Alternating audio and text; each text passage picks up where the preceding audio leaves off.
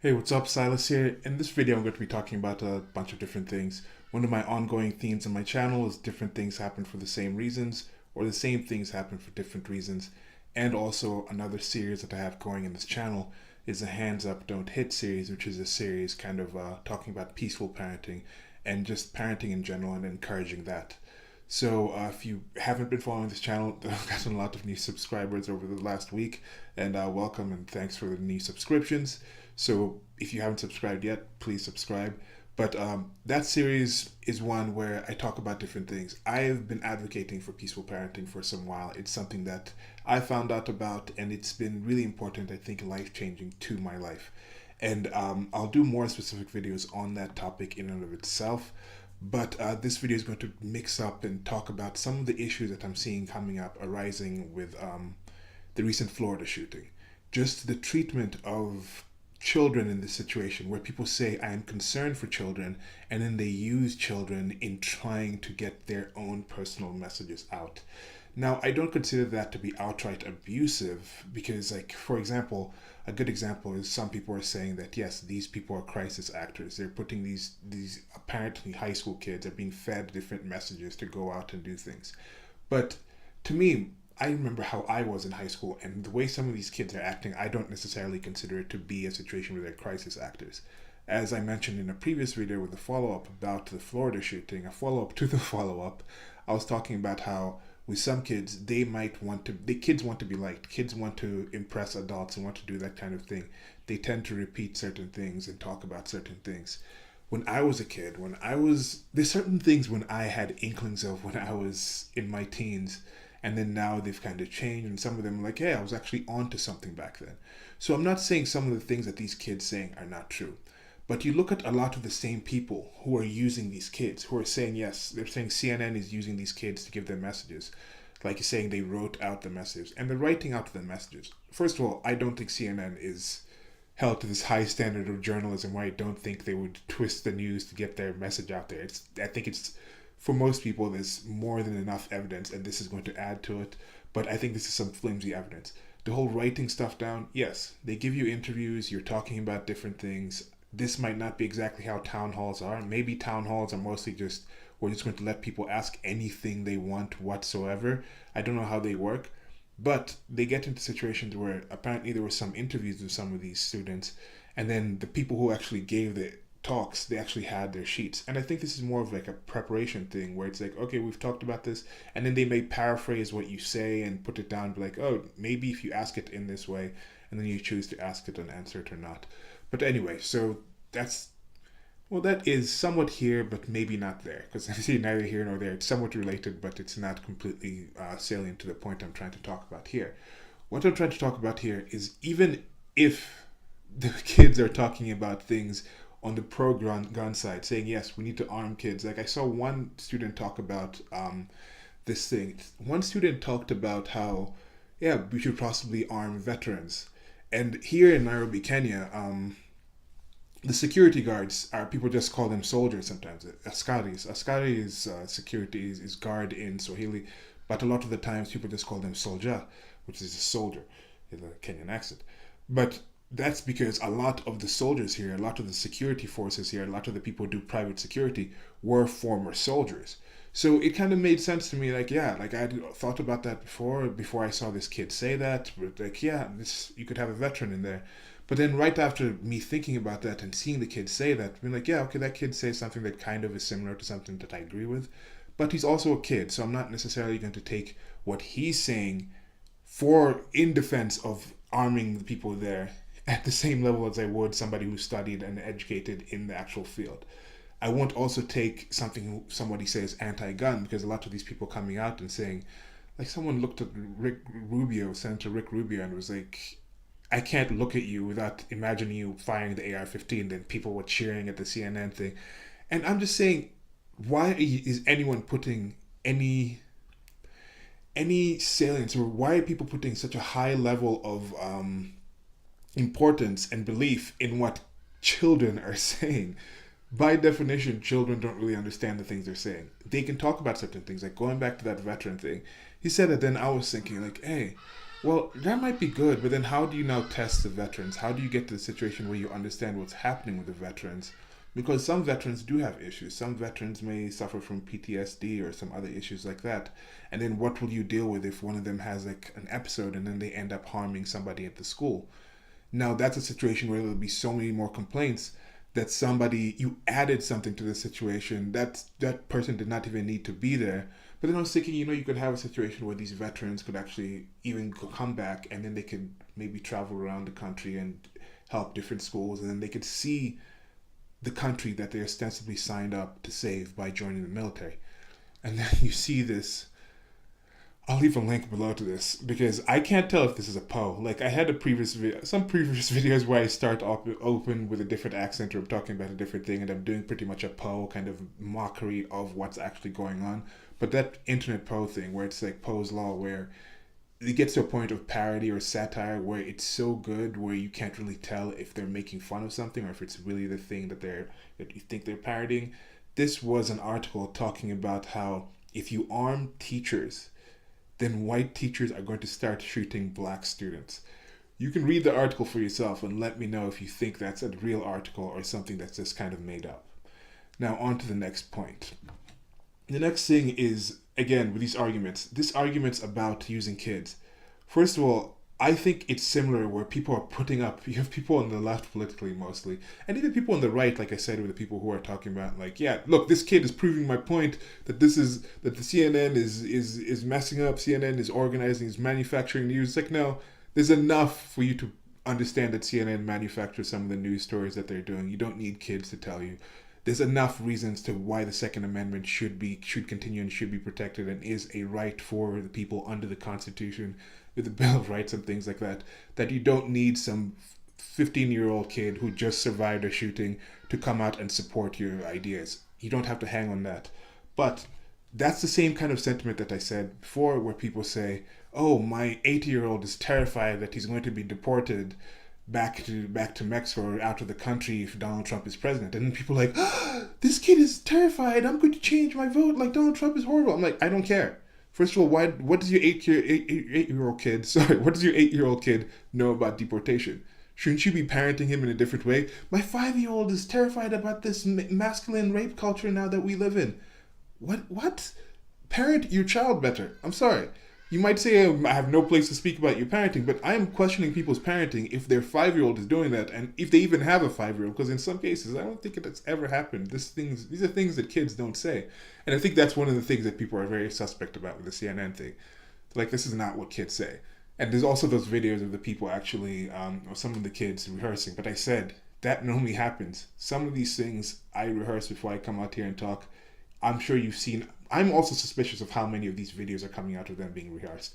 I think if they were doing this, are they really that bad at what they're doing that they're letting this? Well, yeah, CNN is. These people are pretty bad at what they're doing. Well, anyway, so on to this. There's this meme I saw. Somebody said that their husband said this, and then they memed it up. So when my child hits another child with a stick, I don't blame the stick, but I still take the stick away. Okay, so in this situation, first of all, yeah, people are using a lot of these analogies and stuff where it's just like, oh, I said something smart. And then you're like, okay. And then you just look at it a bit and you're like, no, you didn't. Because in this situation, if a child hits another child with a stick, you take the stick away from the child that hit the stick, your own child. First of all, it's your child relationship. Are they kind of saying that, yes, we are the children of the state, so the state needs to take our guns away in that kind of situation? Are they admitting that they consider themselves in that parent-child relationship? And I've said before, there's a lot of single mothers in the world, in the United States of America. There's a lot of people on the political left, there's a lot of people even on the political right who have gotten into this kind of parent-child relationship with the state. There's some people who look at it as a religious thing, where this is our holy father, the state, our holy state, or holy ghost, or holy whatever. And then they have that kind of relationship. Some of them, it is a parent-child relationship. Some women have decided to marry the state as single parents, and that's their male provider. So it gets to that situation where they're like, yes, the state needs to come and take away the guns from the children. But another thing about this You're taking the gun away from the child that did something. You're not saying, you're taking the stick away, sorry, from the child that said something.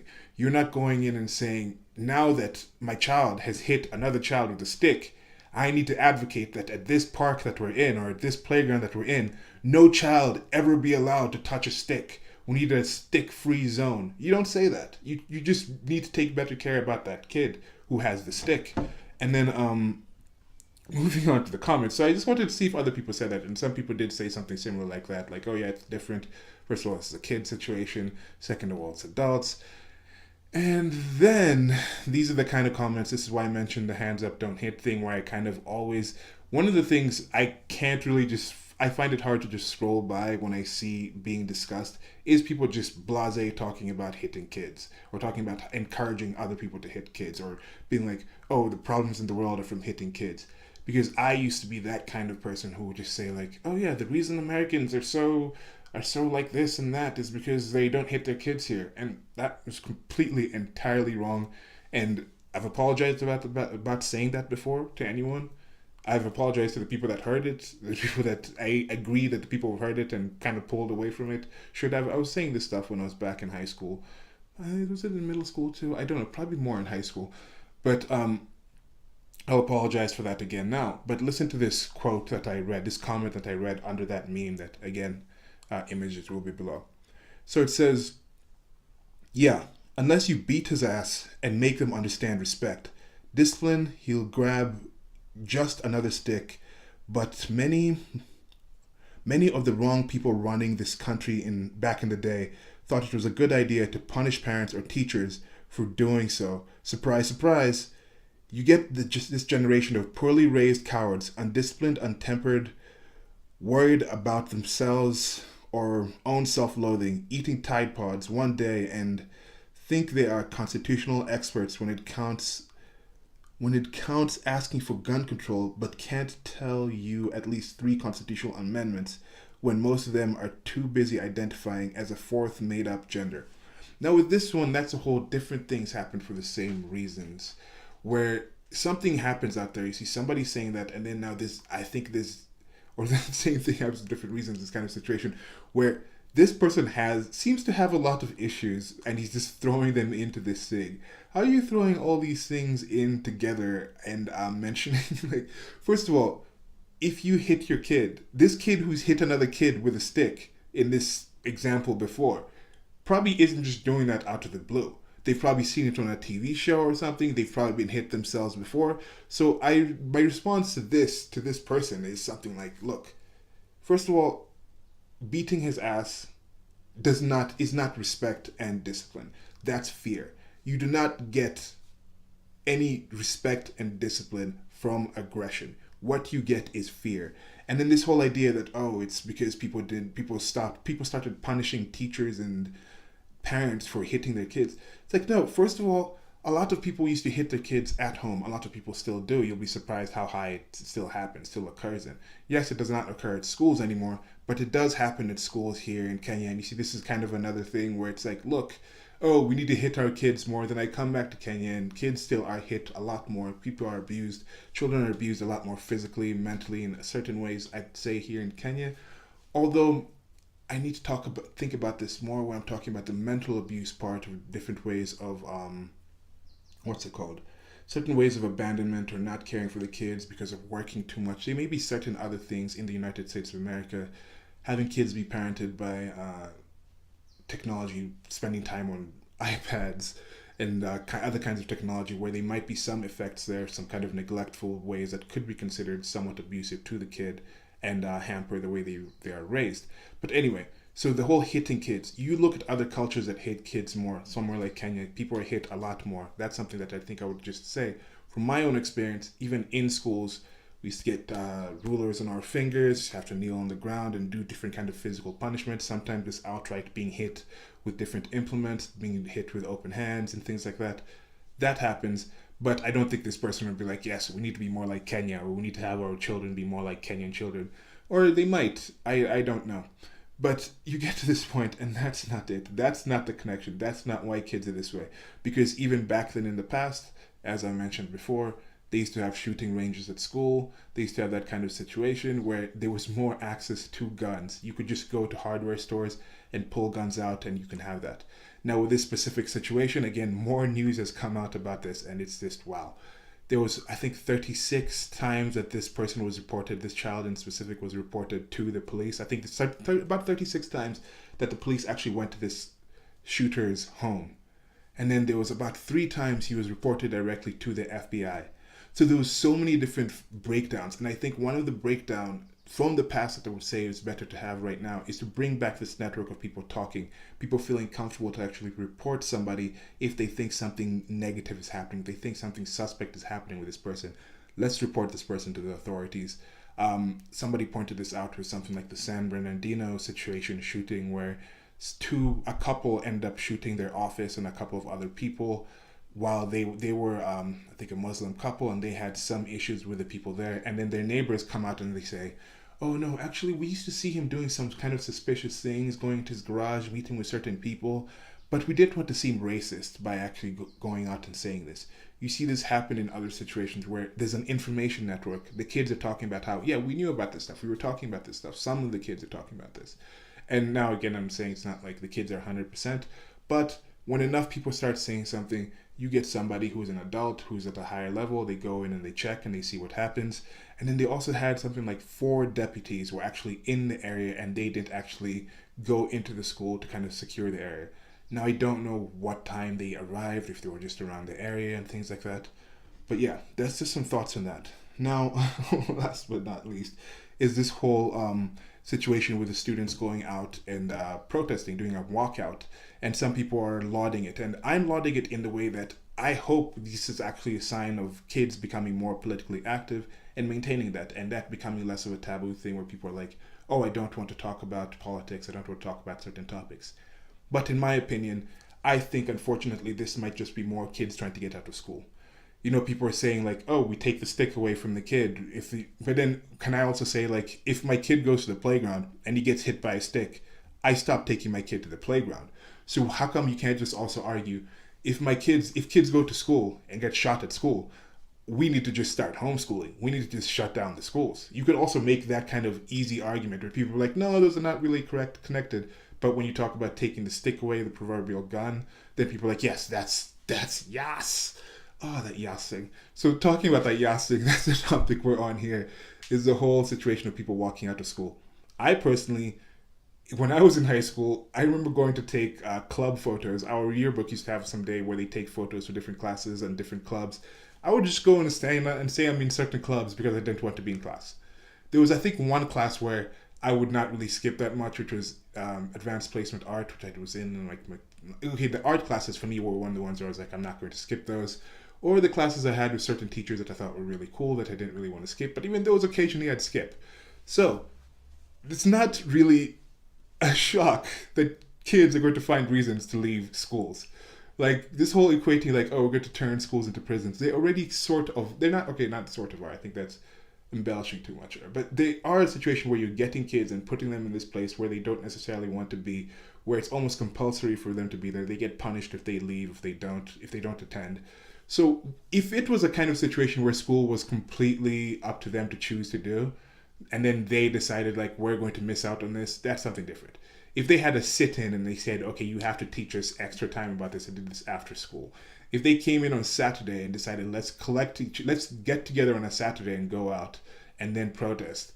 The whole finding a reason to not be in class is a thing that many kids spend a lot of time trying to do. They'll find any excuse. There's probably a lot of kids walking out there. It's like, yeah, we're just going with this. And they're also kids and they're impressionable and they follow the crowd and they're caught up with these loud and excited activist people. But then you have Oprah come out and then say this tweet that she's thinking they're similar to, what was it? She's saying they're similar to the Freedom Riders from the 60s. And I'm just like, Oprah, what? And I'll talk about this in a separate video as well. How some of these people just say things and you're like, are you serious with this? Is Oprah serious equating what these students are doing to the Freedom Riders?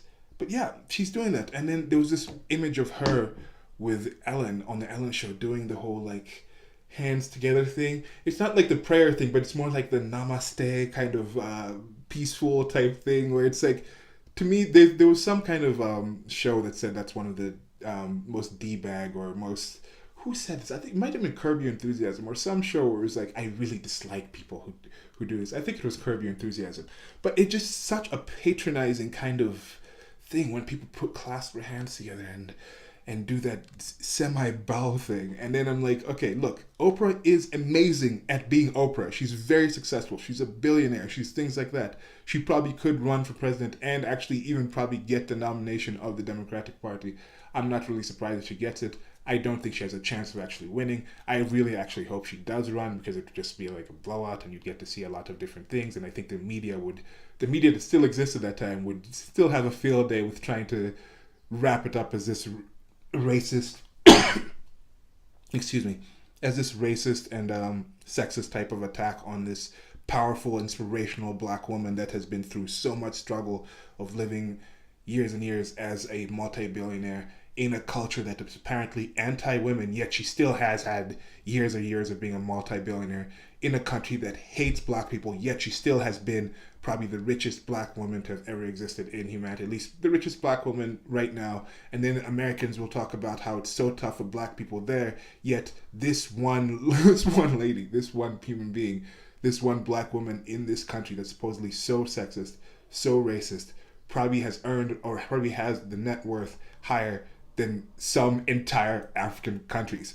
So that's going to be like, yes, we need to talk about how Africans need to support African Americans. We have this kind of union. We're all the same, yet they're in such a struggle.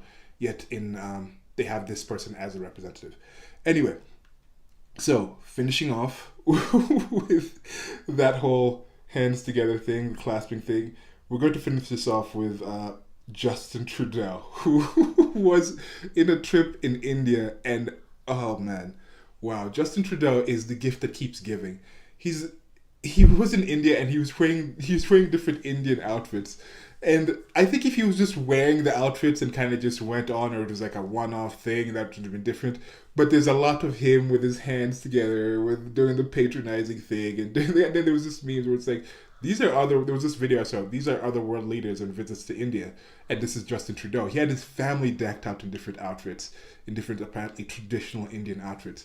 And I mean, I just find it funny, the reaction to it. I find his actions more patronizing, the whole like bowing thing, but he was just wearing the outfits. I don't necessarily consider that to be as offensive, because I think you've seen that in some situations where you go to a certain country and then they're like, here, can you wear this sash? Can you wear this? Can you do this? But then I think people say, if you're representing me as my leader, you wear the styles of us. But then you go to another country and they say, oh, as a gift or as a sign of friendship, can you guys wear this? And then they do the kind of photo shoots. I kind of get that. But it seems like that was like a planned thing and he was doing the extra mile to do that. And it's just this really funny meme I'm going to close up on. I'll leave a link below to this one too. It's a picture of Justin Trudeau and a tortoise. Or a turtle. They call it a turtle, but that is definitely a tortoise. Tortoises are the ones that are on land. Turtles are the ones that swim in the water. Turtles have flippers. Tortoises have those little like cloud things like the elephants, little like clompers and whatnot. So this one anyway is on top of a pole. It says, "What does Justin Trudeau and a turtle on a post have in common? You know he didn't get up there by himself. He doesn't belong up there. He doesn't have any idea what to do now that he is there. You wonder who could have thought it was a good idea to be in the first place, and he's elevated beyond his ability to function." So yeah, that's kind of my situation in this, where mixing those things up together, there was just a few different things that I saw, and just the patronizing of that, the questioning of who you're hearing this material from. Just because Oprah says something doesn't mean it's valuable because she's Oprah. Just because a kid survived a situation doesn't mean it's valuable because it's a kid. And okay, one last thing actually. I saw this thing where I'm going to tie this in. It's the last thing I'm tying in, where there was something I saw being posted by the Houston Intact Center, and this is a center that talks about circumcision. It's encouraging that kids don't be circumcised and be left intact. And they were talking about how there was this Tide Pod situation where they said with the Tide Pod situation, if you guys are familiar with the Tide Pods challenge, they have this situation where some kids started this and they did this video of them eating Tide Pods, and then they put it out, and now a lot of other people started recording themselves doing it and putting it out on the internet. And that person before who had said that yes, people now are eating Tide Pods and things like that now because kids are not being hit anymore. I'm like, how do you connect those two things together? So I think that connection is completely invalid, because in the past, kids were probably doing dumb things as well. I know there was higher parental, there might have been higher parental supervision, so it might not be occurring as much. But kids also were doing questionable things out there. Like, if you guys don't remember, there was pet rocks. People would actually pay people they would send out to get somebody to send them a rock, and then that rock would be their pet. Sure, this isn't as leading to the 10 deaths and things like that that's happened with Tide Pod so far, but they also did have the ability to record themselves playing with their pet rock and put it online and then challenge other kids to have a cooler game with their pet rock. So this is a situation where just the more dullard people in societies, in cultures today, have more access to get their material out. But this Tide Pod thing here, a good thing of tying it in where different things happen for the same reasons, where you could tie these two things together and say, yes, this is connected. In this situation, don't think it's valid. But somebody else used this, the Houston Intact Center. They used it together to say that, look, when the Tide Pod challenge came out, 10 people died from it so far. And then now there's all these movement to have Tide change what they're doing with this. There's a movement to have warnings on the Tide things and talk about and raise awareness of how this needs to stop because so many kids are dying from this. It's such a danger to society. People are getting poisoned. Yet you have a situation where when it comes to circumcision, that those warnings are not there. Even though the infant deaths are a lot higher when it comes to circumcision, those warnings are not there. Those warnings are not being put out as much. And yes, they also mentioned that it has come to a situation where it's not even requested to be recommended, because in some states, in some locations, still in the United States of America, they will go out and tell the doctors to recommend to the parents that their child be circumcised at birth. And if you haven't figured out right now, if you haven't seen my previous videos, I am definitely against that. That does not come as part of peaceful parenting. If somebody wants to grow up and get to adult age and then make that decision on themselves, then more power to them. But don't do it when they're kids. You have the kind of situation. So in that situation, that was tying in the Tide Pod story. I thought, okay, that was pretty cool.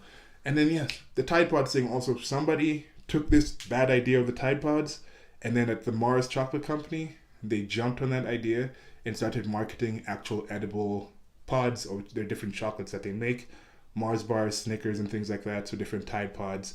They're in pods, but they're actually food, so it's not Tide Pods. But anyway, yes, so that's it for now. That's just mixed up of these things. I don't know which kind of videos you guys prefer. Please let me know which kind of videos you guys prefer.